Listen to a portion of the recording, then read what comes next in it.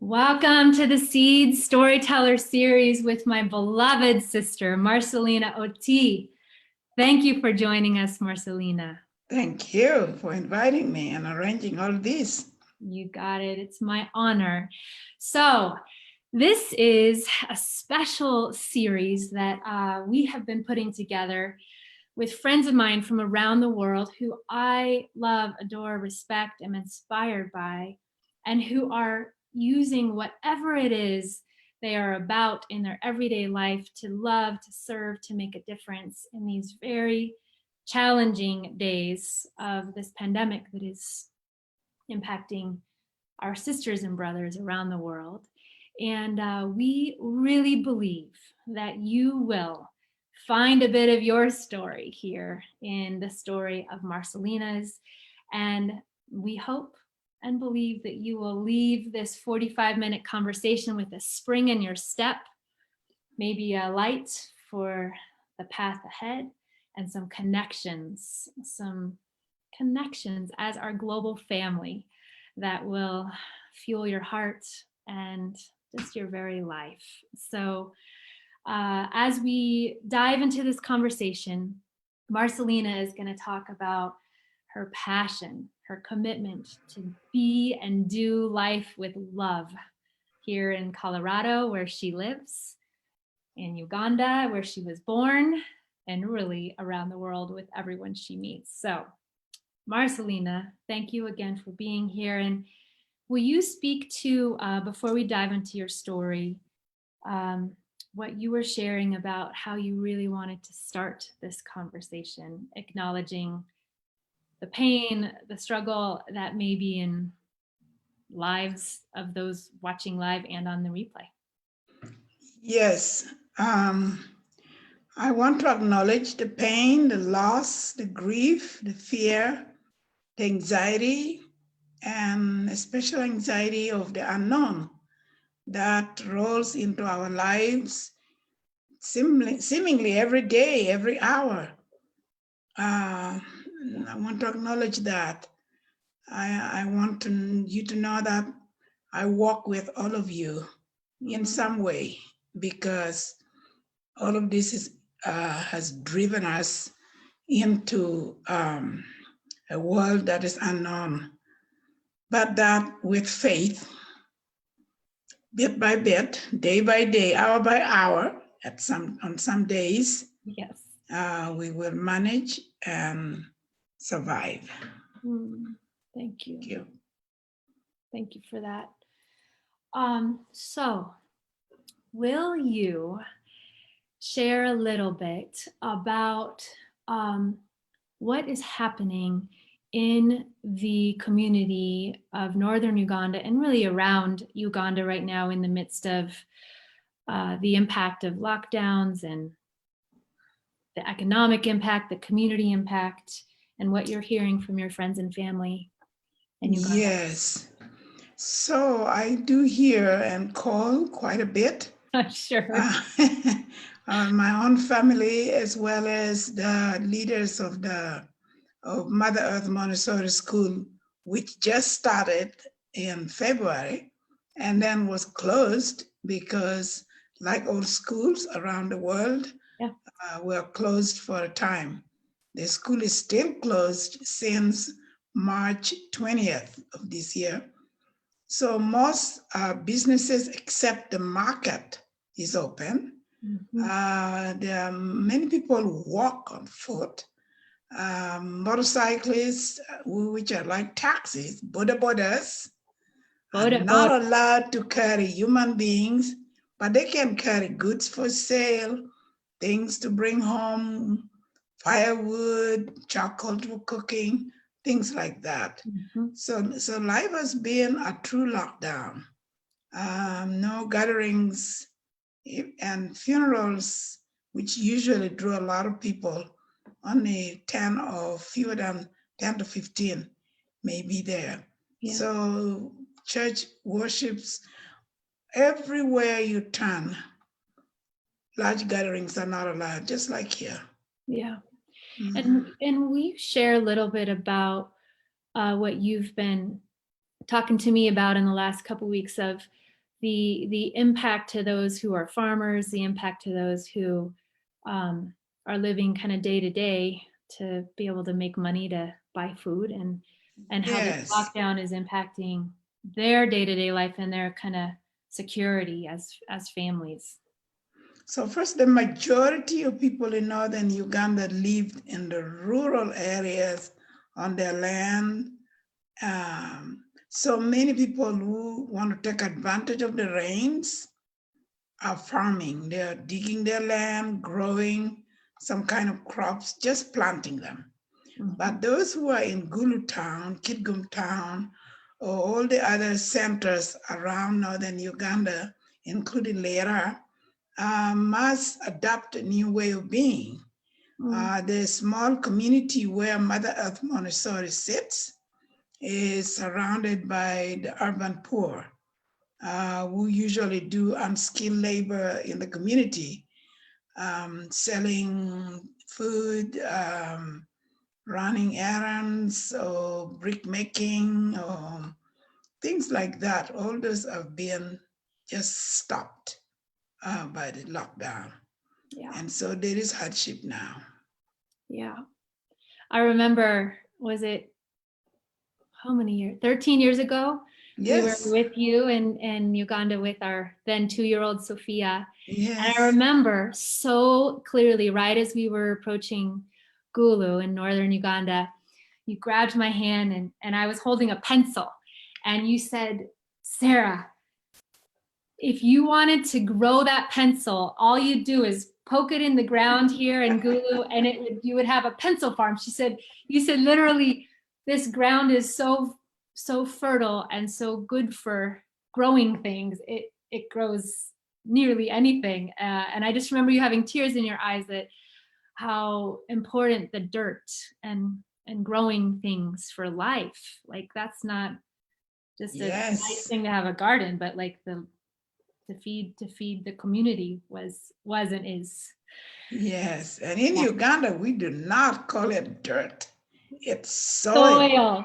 It's like a nourishing. If you call it dirt, people will look at you funny and say, what did you just say? I did not say dirt. You didn't hear me say dirt, did you? I didn't hear you say dirt. So let's share a little bit. So we're actually neighbors. We're not in each other's homes because we're still in quarantine, but we live just blocks from each other. Yes. Here in Denver, Colorado. But you've been in the United States now for about 40 years, yes? Yes, yes. Okay. So will you give us all a little bit of your story and thus a bit of history lesson on what brought you here to America 40 years ago? And yeah.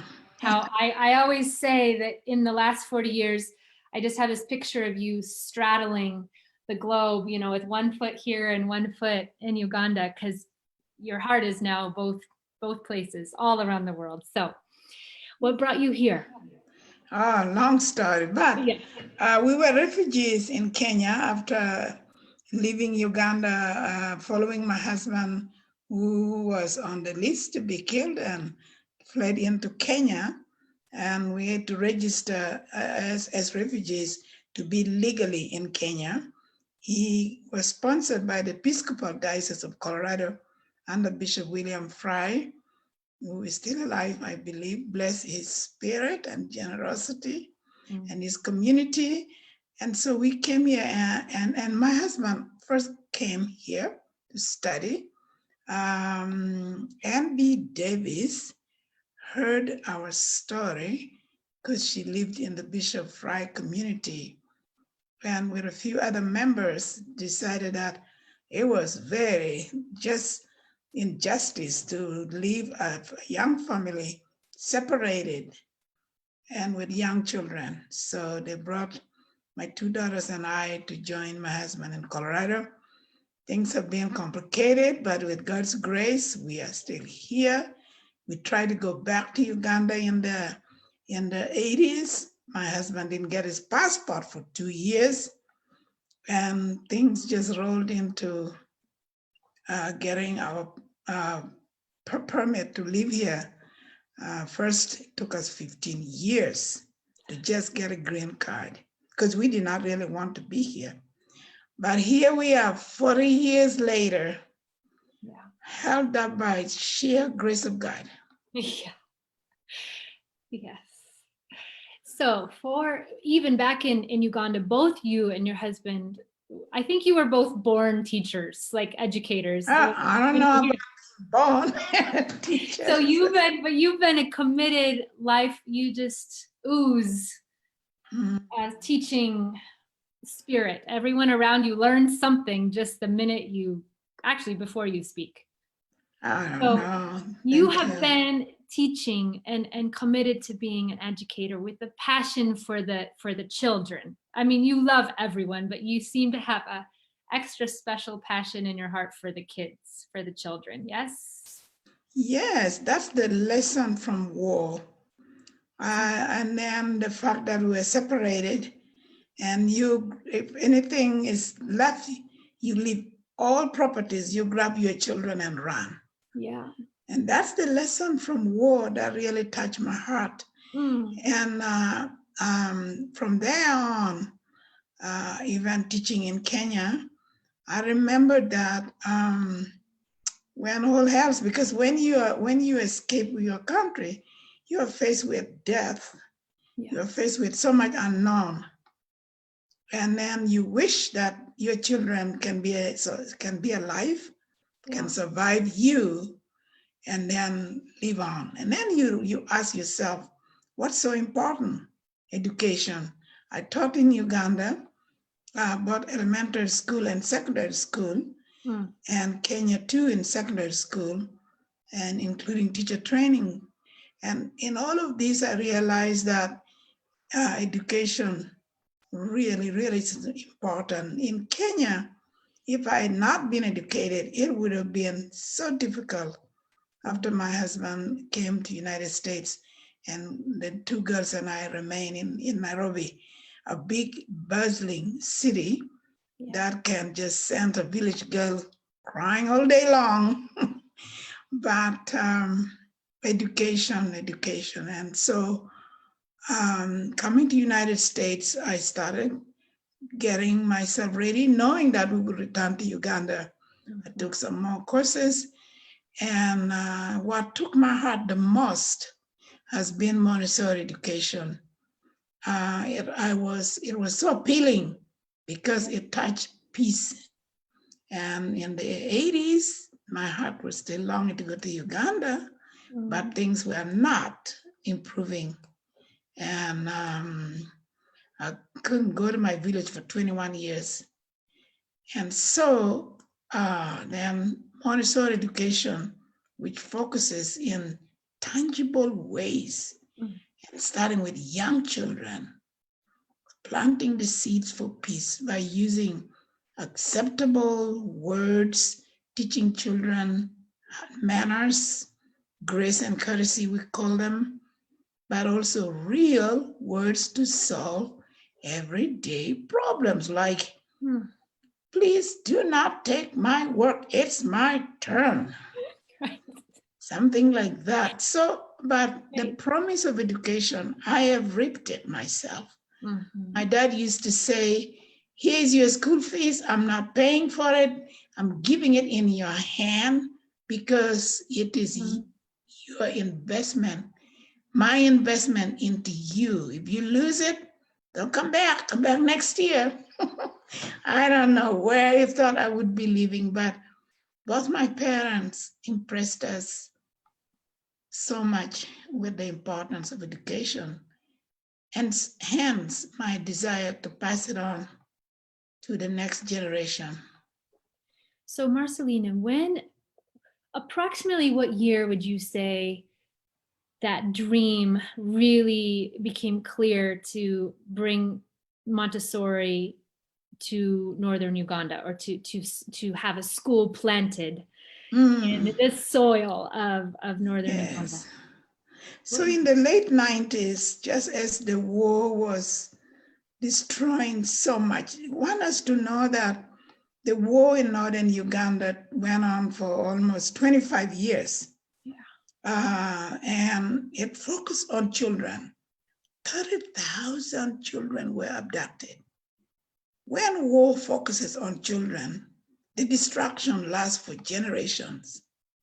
And in fact, Mother Earth Montessori is a small drop in the bucket to do a little justice for the children, because it's the grandchildren of those children who suffered during the war who will continue to drop out of 7 years of education. If children here in Denver, Colorado, dropped out of elementary school after the 4th and 5th and 6th grades, you and I would be marching in the street every day, would we not? Yeah. And so it is that it's so important to just support in any small way that education continues. Yeah. So in the 90s, the war is still going on in Uganda, and you have this dream. Yes. Getting more clear for bringing this gift, not just of education, but a way of being and a way of life. Yes. To the children. Right. And it sounds like that would have been, 25-ish years between when you got the clarity on that dream and this February of 2020 when the school opened. So it took some time. It took some time. Yes, yes. And thank you for persevering. And I want those that are listening to just take note how often the dreams that are in our hearts, planted in our hearts, sometimes take some time and then it starts in February of 2020 and is open for 5 or 6 weeks and is closed. Yes. So back to how you started our call, and thank you for that. It's navigating together the great unknown, and what is so beyond our control, but not giving up hope. I mean, I know your dream is when the school's doors open, it's not if, but when, we will be there for the children. And yes. So I actually would love for you to share, Marcellina. You've talked a little bit with me about some of the unexpected gifts of this quarantine, of this lockdown, both for you and your personal life, but which I'd love to talk about in a minute, but specifically, will you talk about the garden on the grounds of the school? Yes. So, you have to go inwards when these challenges come. It has forced me to reset my own personal life here. But we were thinking, and through grace, absolute grace, in Denver, there is a team of people, about 6 of us, who work together the Montessori retired people who really work together and committed to see that Montessori thrives, not just survives, thrives. Yes. For children in many communities. So one of them watched a historical documentary on the kingdoms in Africa. She calls me up and say, we got to grow our own food. Now, we were already planning to grow the food when the rains came. But as soon as she called me and said, we must grow our own food, I am donating $500 to do that. I fell down, as always. I wept, because that assures me that, Marcellina, don't worry. God is with you. It is God's project, not my project. And the school is not in my name, precisely because it's beyond me.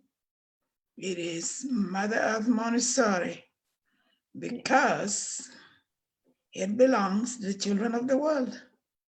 And so she just pushed me to just call the executive director on the ground and say, la, la, la, la, la, Guardian, now money is coming.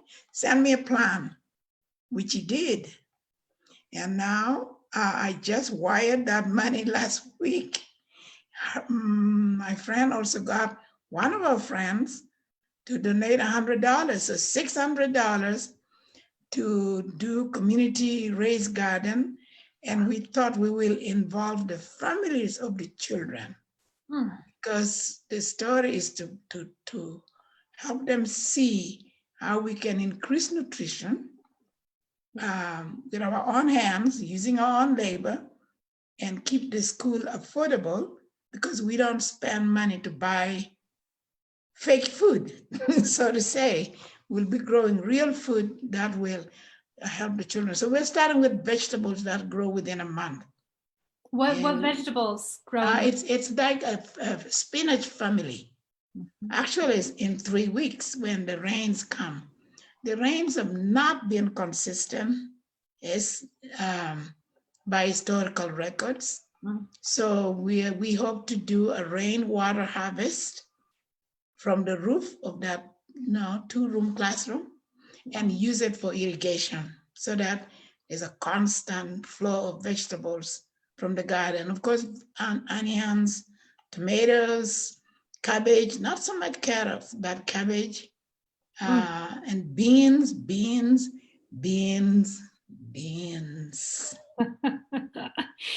Love it. And peanuts? Not so much because it's not much land. So if you grow peanuts, you need your vegetables and beans. If you have that, you can beat famine. Yeah. So, and I want to make sure that y'all that are watching, there is a link in the write-up. If you have some money that you would like to donate towards $7 a month is what these kids need for their school fees, to be able to be a part of this amazing community school that Marcellina and her friends and family have started. There's a link. Any little or large amount is so welcome, and I can promise will be used to every last penny with great transparency and commitment to making sure it's used well. So please consider doing that. So Marcellina, I do also want to take a moment because when you and I, when we went to Uganda over a decade ago, there was kind of this twofold passion that I noticed in you, which seems like is still very twofold, of the children, but also the women, and really being a mentor and educator for how they can thrive, because when they thrive, they're going to help their children thrive. I know that's part of your heart.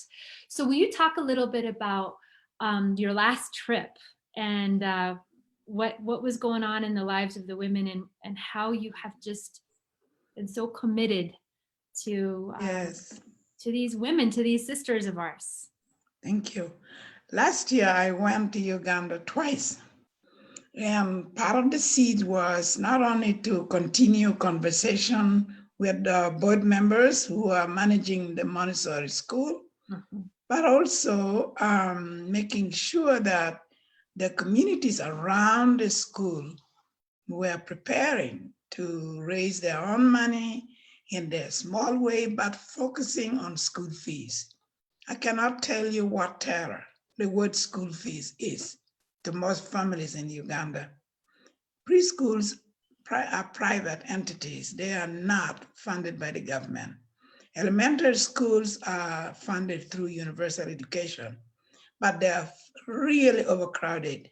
If you are a teacher and you're listening, I want you to imagine teaching 80 kids, 50 to 80 kids by yourself all day long. All right, you got the picture. But the women in this neighborhood, especially, some have formed cooperatives where they do savings of, think of saving 50 cents or 20 cents every week. That's the equivalence of what they save.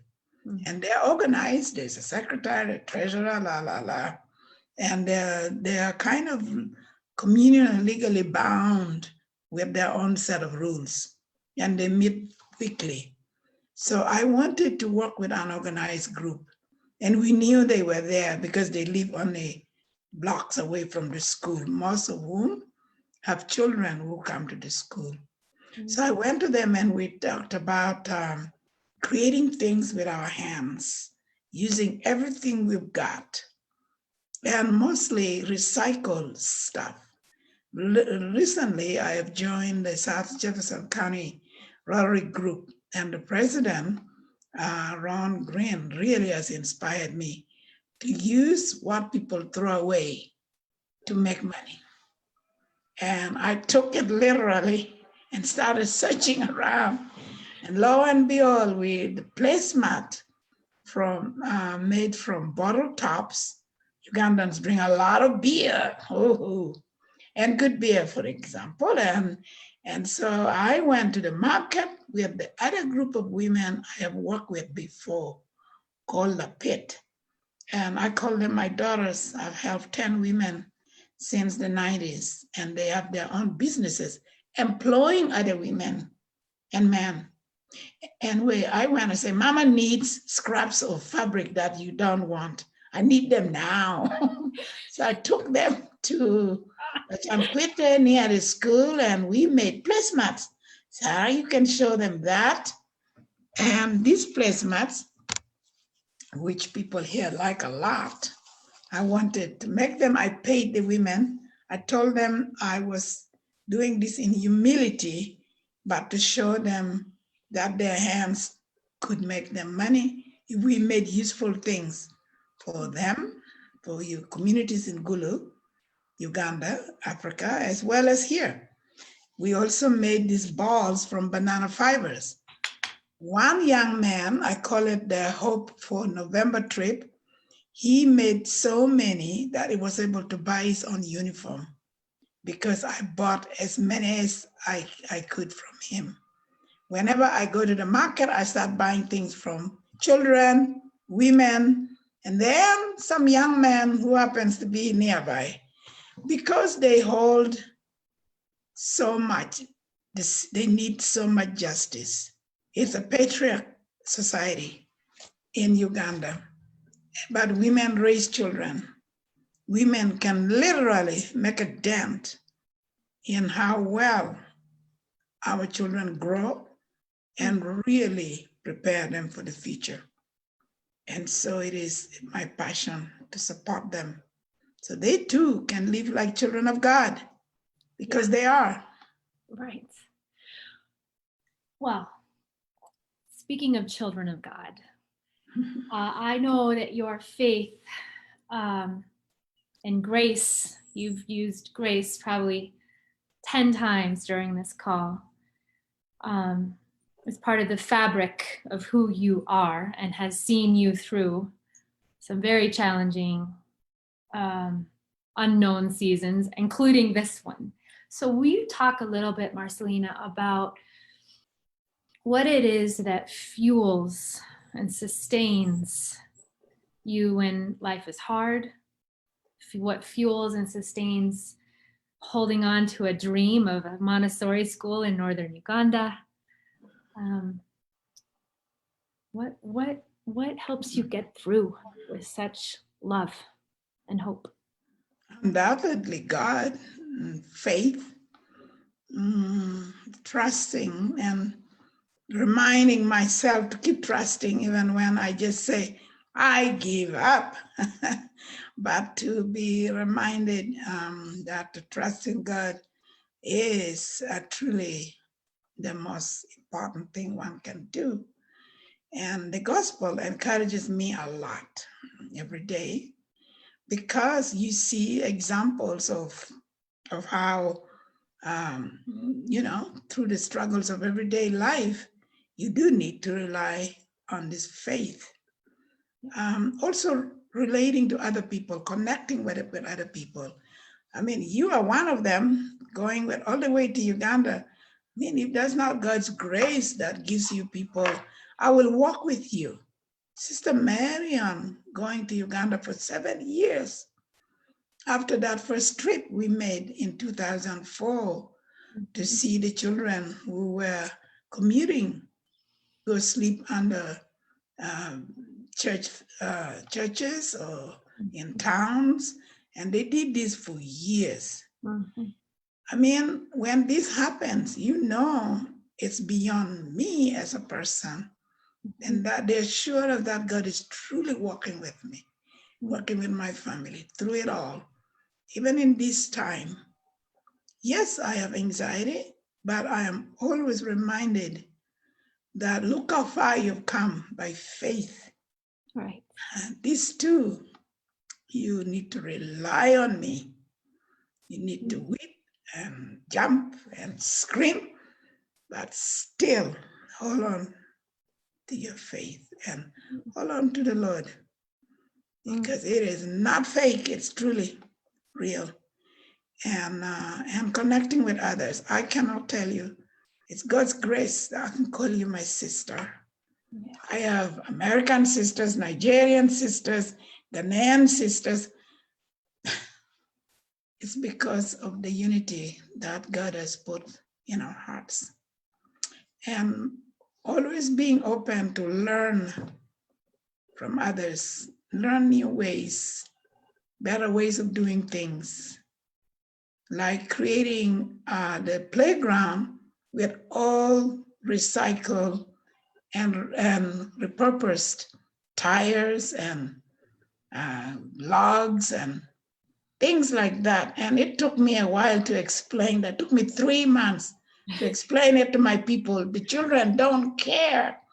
Just make it and you'll see them having fun. That is the grace of God. It's not me. And I am so humble and thankful for that. And I thank God for America giving space. Thank God for the Episcopal Diocese of Colorado, for my church, St. Ignatius Loyola, for standing by us. It's not easy to take care of refugees at the beginning, but they're God's children, and we cannot let them wander. I am so grateful for this land and the people in it that have become my sisters, my brothers, my uncles.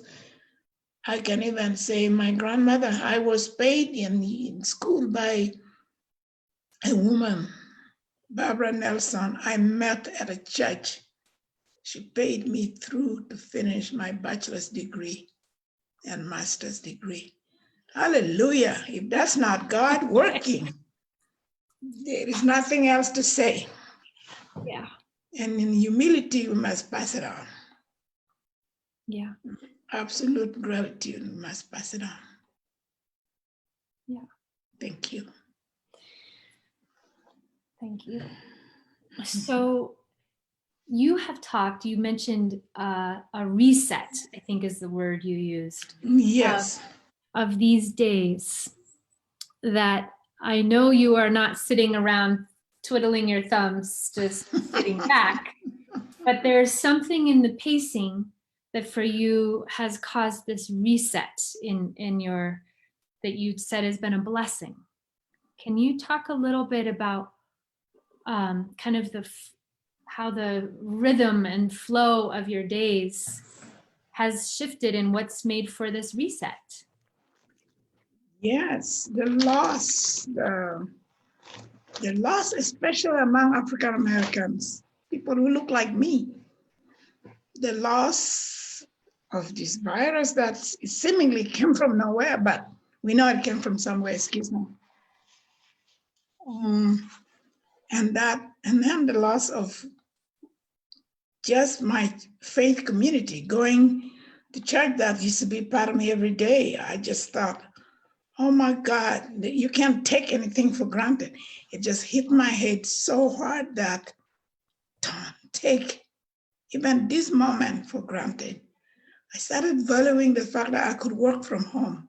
I've never done Zoom meetings until now, and working and earning money by supporting people through Zoom meetings, even this very moment. It's like magic to me. I didn't grow up with computers. Right. They are still magic to me. and resetting through prayers, through really digging deeper into what matters for me, and that I need to be the best I can be. Do Mm. I fail? Do I get off rail, off track? Yes, every hour it seems. But I'm reminded that I just made this commitment that I need to be my very best, do my very best Mm. every single day, and reminded of the gospel to be salt and light of the world. And yeah, not perfect. Yeah, I lose my taste at times, but I am determined and I intend to keep it up even beyond the coronavirus, because this too shall pass. Yeah. So what would you say is one thing, whether it's daily or near daily, that you do that brings you peace, that helps you to reset and be well even when life is crazy? Mm. Breathing and singing sometimes. Most of the time it's singing. In my head, I don't have a voice to sing, but I can You're sing gonna sing a my song own for us? song. I can do my own faith meaningful song. But prayer prayer is my verbal communication. I just say what is in my heart. Mm-hmm. And I thank God. And just being grateful to be alive today. Yeah. And grateful to be able to see my own children and talk to them. My birthday helped me a lot. It fell literally at the end of March. And we could not celebrate it as usual, a virtual dance. I wanted to dance myself for 6 hours on my birthday. I couldn't, but so it helped me say, okay, what else are you gonna do? So that all helped me dig deeper. Yes. Really deeper into my spiritual life and deeper into my daily actions. And especially me and my husband here alone. Well, how am I going to live with him every single day alone? The children are not here. And until last week, we were not going anywhere. This week, and since last Thursday, we are helping care for my grandson, which is like 3 minutes away from my house. We are still not going anywhere except there and back. Our children are so protecting us and shopping for us and checking on the car to make sure the car is in the driveway and not hitting anywhere else other than, staying home. So I'm very grateful. All of this helps me realize can't take anything for granted. Not even the breath I breathe. No. And then I have a good advisory board and then a meditation group. And I've got another meditation that a friend just emailed me, a yoga teacher. Grace Abound. I have got that garden that was offered. I have another Rotarian from the subject code, two of them, working on improving sanitation for the children, for the 80 children. Wow. Grace Abound. And in humility, I have to dig deeper because not by my might, but by his power. Well, and we want to take a moment for, as we're talking about peace in the stormy days and grace abounding and community, to reach out to those that are watching and to really, our hope, Marcellina and my hope, is that as you hear her story, as you hear these conversations about this global community and faith and hope in the hard days, that if you yourself are in a hard day, in a hard season, that your load is lightened, that there is a little glimmer of light if it's a dark day, as you have heard her story. And our hearts, our prayers are with you. Please reach out to one of us if you know us, and ask for some prayer, ask for some love. We are not meant to go it alone, especially in the hard days. So please go it with those that you trust, and don't go it alone. We also really want to invite you to kind of roll through the stories, the chapters of stories of Marcellina's, and consider what might be one thing that really is inspiring you, that is capturing your attention, that you think, there's something in Marcellina's story meant for me. My invitation to you is to choose one thing that you learned, that you want to be anew or do anew because of the wisdom and the life of this sister of ours. And just commit to it, to taking a step or a leap around that one thing. Because we really believe we find more of our stories in the stories of one another, which is why we're doing this. Because inspiration is awesome. And weaving that inspiration into the fabric and planting those seeds in the soil, not dirt, soil of our lives, is so what makes flourishing life happen. So please lean in and become part of this story. And don't go it alone. Reach out to us or someone you know or trust with whatever you need, prayer, support, specific, tangible stuff. And before we wrap up, Marcellina, I would love for you to leave one last seed of a Marcellina story that is just a story or just something that you would love to leave us all with before we move into the rest of the days. The connection that have made a difference, the connection right here in Denver, in the USA. Yeah. Wonderful people, left and right, makes me want to share that and request you to really try to learn about the lives of children and people of Africa, real people, real people, because they've been alive through it all. Think of the coronavirus. If you don't have a car, every time I drive into my car, I think of the thousands of people who were caught in different towns. Did you ever see the picture in India? Many had to walk miles back. In my own community of Gulu, I'm telling you that if you wanted to go to dig in a garden and you live in town, you walked 20 miles. 15 miles. I don't know how many people have walked. They don't have bicycles.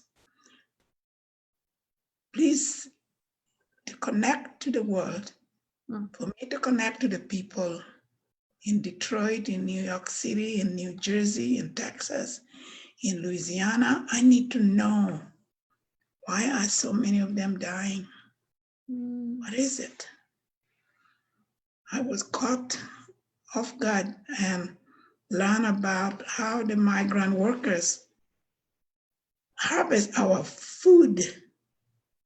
Whenever my children have brought me food, I found myself praying for them because they cannot harvest this food and not have their own food to eat and not have the daily necessity of life right here in our blessed country, United States of America. So my story is woven into your story to find meaning in life, to connect and connect and connect and know the real story of people, wherever they are. I thank you so much. And I thank you, Sarah, for being the seed that causes change, that exchanges real stories of life, that inspires us. you are a little sister, but you're my big sister now. Because in my culture, we say the young become the mothers and the fathers of the elderly, because you literally care in new ways I cannot do, especially with technology. I'm so grateful to you. Thank you. I love you and I'm grateful for you. How do you say thank you in Acholi, in the language of? Apoyo matek. Thank you very much. Apoyo matek.